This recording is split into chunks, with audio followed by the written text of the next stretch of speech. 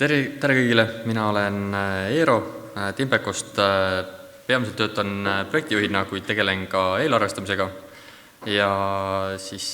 nagu öeldi, tulin rääkima rahast, et kus kohast oleks siis võimalik korteriühistutele soovitud hinna võit saada. Ja eesmärgi meil püstitas tegelikult TalTech ja eesmärgi püstitus oli ajendatud sellest, et tekkis olukord, kus keskustest eemal olev üks korterelamu, mis soovis teostada tervike rekonstrueerimist ja hanke korraldamise käigus selgus, et huvi on väga nõrk, kui mitte öelda olematu. Ja siis sealt siis eesmärgi püstitusel tuligi siis küsimus, et kas ettevõtetel oleks huvi suurem, kui oleks võimalik teha mitu sarnast või sama tüüpprojektiga hoonet korraga samas piirkonnas ja seda just arvestusega, et nad on siis keskustest või asulatest eemal. Lisaks sellele siis, et kui suurt mõju see hinnal avaldaks, kui saaks teha mitu tükki korraga ja mis oleks siis need tööd täpselt, mille pealt kokku on võimalik hoida ja mis on need eeldused. Selle hinnaarvutuse aluseks me võtsime ühe pilootprojekti, mis on meil siis Euroopa kaasrahastuse projekti nimega Drastic piloodiks meil, kus me peame selle hoone tervik rekonstrueerima ringmajanduse võtmes. Miks me selle võtsime aluseks on see, et seda maja on üsna palju just pigem sellistes väiksemates piirkondades. Lisaks sellele olid meil juba päris head lähteandmed olemas. Hoone ise on 3-korruseline, 24 korteriga. EHR andmete järgi ehitatud aastal 1991, tegelikuses on ta varem, aga ma täpselt aastat ei tea. Netopindala 2143 ruutu ja asukoht on siis Raplamaal samamoodi suuremates keskustest eemal. Ettevõtete huvi osas, et ütleme, kui on üks hoone, siis on suurem huvi pigem väiksematel kohalikel ettevõtetel teostada neid töid seal. Kui tuleb rohkem hooneid samas piirkonnas, on maht piisavalt atraktiivne, et tulevad ka suuremad ettevõtted, aga nüüd selle siis negatiivne külg on sellega, et kui maht läheb juba mingist piirist üle, siis väiksematel ettevõtetel hakkab kas huvi kaduma, kuna riskid lähevad nende jaoks natuke liiga suureks. Teine probleem on jällegi see, et hindamiskriteeriumid lähevad nii palju rangemaks, et väiksemad ettevõtted enam ei kvalifitseeru siis nendel hangetel. Ja siis on ka mõned eeldused, mida me siis seda eelarvestamisel või seda läbiarvutamisel tegime, oli siis see, et need hooned paikneksid kõrvuti. Näiteks seal oli siis põhjus selles oli sellega, et sama meeskond saaks liikuda ka erinevate majade vahel, et kui on distants läheb juba natukene suureks, ütleme näiteks nii, nagu siin varasemalt toodi, et üks on Lasnamäel, teine on Mustamäel, kuigi on sama tüüpprojekt, siis tegelikult seal enam nii suurt hinnavõitu ei ole võib-olla võimalik saavutada, kuid mingis koguses endiselt. Siis teine eeldus oli see, et kui need kortermajad korraga renoveeritakse, et nad on ühishanke raames. Põhjus on selles, et siis on ka ettevõttel kindlus olemas, et ta saab kõik need majad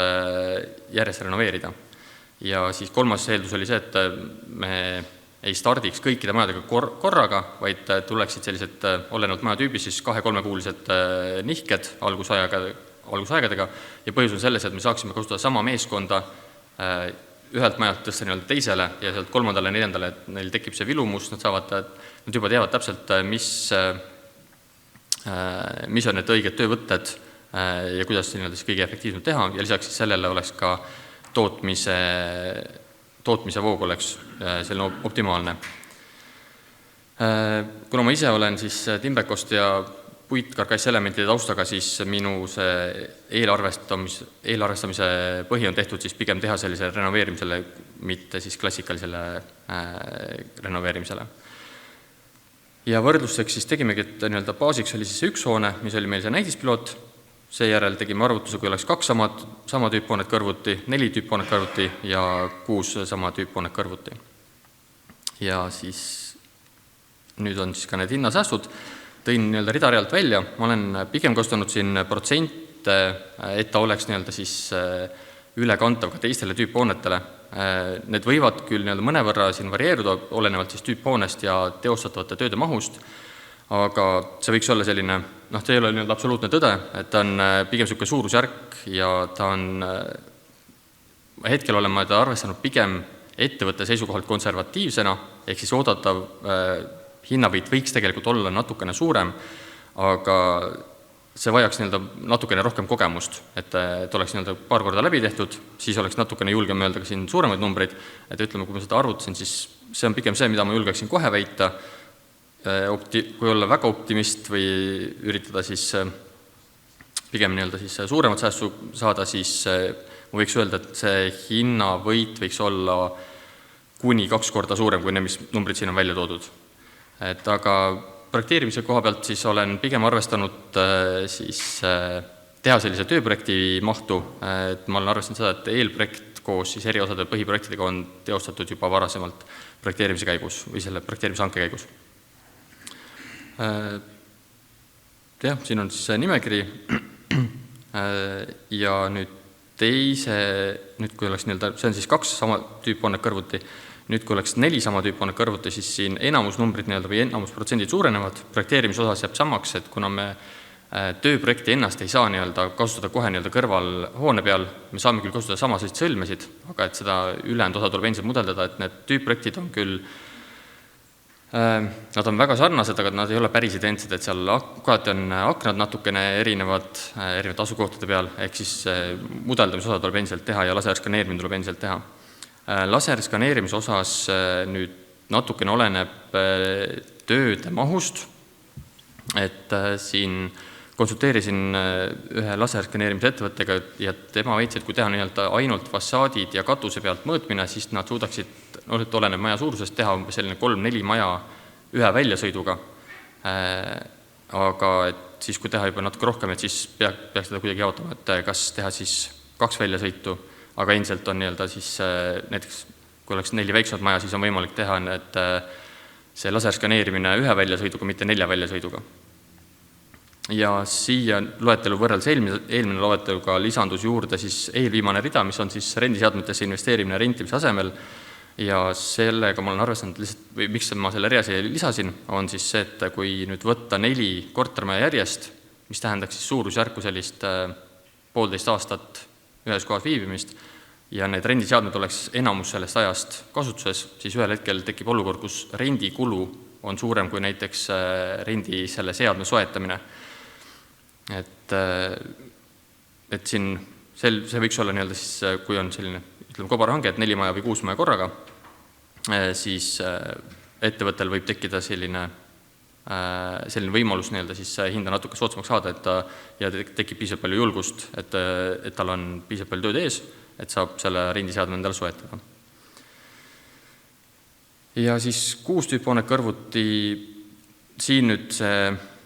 protsent väga palju võrreldes eelnõuga, see lõpp-protsent siis väga palju ei suurenenud ja põhjus on selles, et ühel hetkel siis, kui ma konsulteerisin erinevate materjalitootjatega, siis ühel hetkel tuleb lihtsalt see hinnapiir ette, et siin enam ei ole vahet, et kas ma tellin 400 akent või 600 akent, et siis see ruutmeetri hind enam nii palju ei kõikunud. Küll aga siin natukene suurenes tehnoseadmete hinnasääst ja põhjus on selles, et kuna tehnoseadmeid ühe maja kohta ei ole väga palju, aga siis kui sul seal see mahuefekt andis veel siis ka 6 maja puhul enda sellise hinnasooduse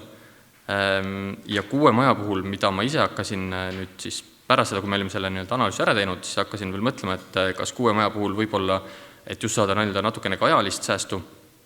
sinna juurde, oleks mõistlik teha hoopis 2, ta on küll ühe siis ettevõtte all, näiteks peatöövõtja all, aga ta jaotab selle ise juba 2 pundiks ja teeb 2 punti paralleelselt, eks 2-3 punti paralleelselt. Et siis oleks mõningane hinnavõit, siis kui selles mõel teha 6 tüüphoonet järjest siis sama pundiga. Ja kokkuvõttes, kui teha naabruskonnapõhist renoveerimist, siis tekib hinnavõit korteriühistule. See naabruskond saab parema ilme, et ta on läbiv ühtlane arhitektuur, nii nagu siin ka varem räägiti, on võimalik teha ka siis need ümbruskonnad ühtseks ja korda.